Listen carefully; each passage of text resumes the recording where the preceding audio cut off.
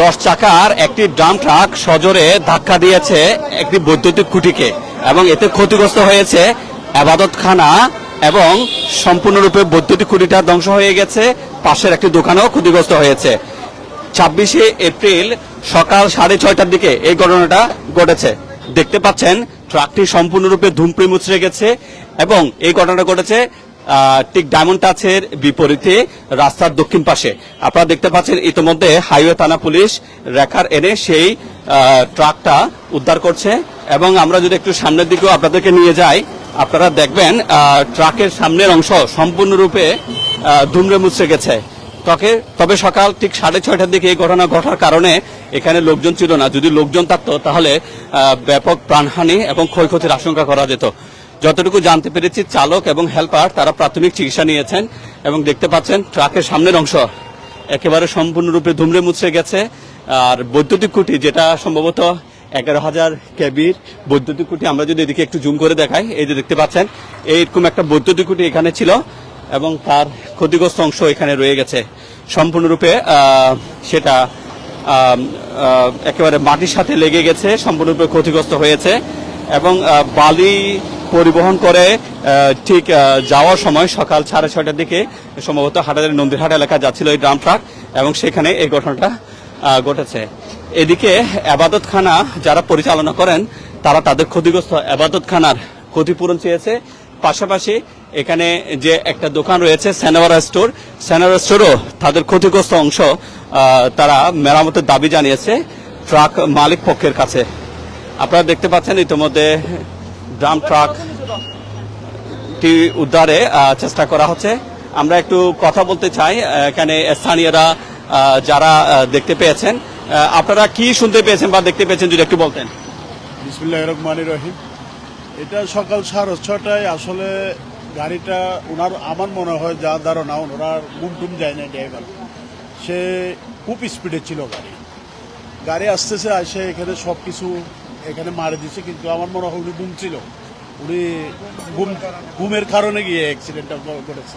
এখানে আবাদতখানা ক্ষতিগ্রস্ত, আবাদতখানা আর আমাদের ওই স্ল্যাব এবং দোকান, আমাদের ছোট ভাইয়ের দোকান ওনার আর আমাদের আবাদতখানাটা খুব ক্ষতি হয়েছে। এটা একটু ঠিক মেরামত করে দেওয়ার জন্য আমি আহ্বান জানাচ্ছি। ধন্যবাদ।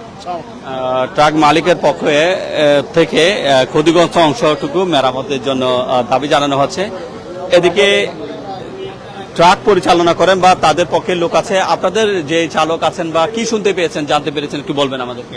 ভাইয়া আমি এখন এই মুহূর্তে কাজ করতেছি, তো এমনি চালকের অবস্থা কিরকম? চালকের অবস্থা ভালো আছে আলহামদুলিল্লাহ, চালকের কোনো সমস্যা নাই, কিন্তু হেল্পার একটু সামনে উঠছে, গাড়ি ব্রেক ফেল করার কারণে নিয়ন্ত্রণ হারাইয়া দোকানের সাথে আঘাত লাগছে। এই ট্রাকটা কোথায় গিয়েছিল বা কি কাজে ব্যবহার হচ্ছিল? এটা বালু টানতেছে, আপনার ওই হাটাজারি নির্মাণ কাজে বালু নিচ্ছে আর কি।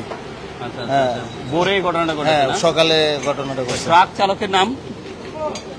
চালকের নাম সিরাজ। আর যিনি হেল্পার আছেন ওনার নাম ছিল আদর নাম। আদর, জি। চালক সিরাজ এবং হেল্পার আদর তারা আহত হয়েছেন এবং হেল্পার কিছুটা আহত হয়েছেন বলে জানিয়েছেন। এদিকে দেখতে পাচ্ছেন রেকার এনে সেই ডাম্প ট্রাকটা উদ্ধারে কাজ চলছে।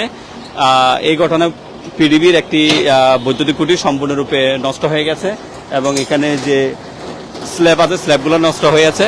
তবে যদি লোকজন বেশি থাকতো তবে প্রাণহানির একটা আশঙ্কা এরকম পাবলিক করছে। আমরা দেখতে পাচ্ছি হাইওয়ে থানা পুলিশও এখানে এসেছে, রাজা হাইওয়ে থানা পুলিশ, তারা এসে সেই ক্ষতিগ্রস্ত ট্রাকটি উদ্ধারে তারা কাজ করছে। তবে কেউ কেউ বলছে যে চালক সম্ভবত ঘুম হয়তো ঘুমায়নি বা এই ধরনের কিছু একটা কথা বলছে, সেই জন্য এই ধরনের ঘটনা ঘটতে পারে বলে তারা ধারণা করছে। আর সেই ঘটনাটা ঘটেছে হাটহাজারী উপজেলার চট্টগ্রাম রাঙ্গামাটি মহাসড়কের ডায়মন্ড টাচ কমিউনিটি সেন্টারের রাস্তার দক্ষিণ পাশে ইবাদতখানা সংলগ্ন এলাকায় 26শে এপ্রিল রবিবার সকাল 6:30টার দিকে। সবাইকে ধন্যবাদ। আসসালামু আলাইকুম।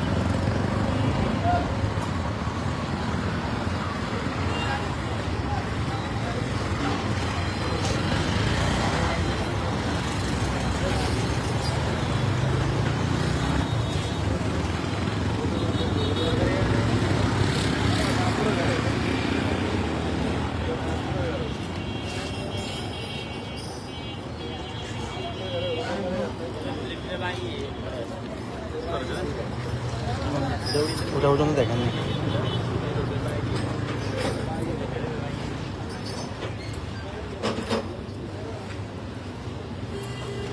ইয়ে ছাড়ার পুরনো যাইতাম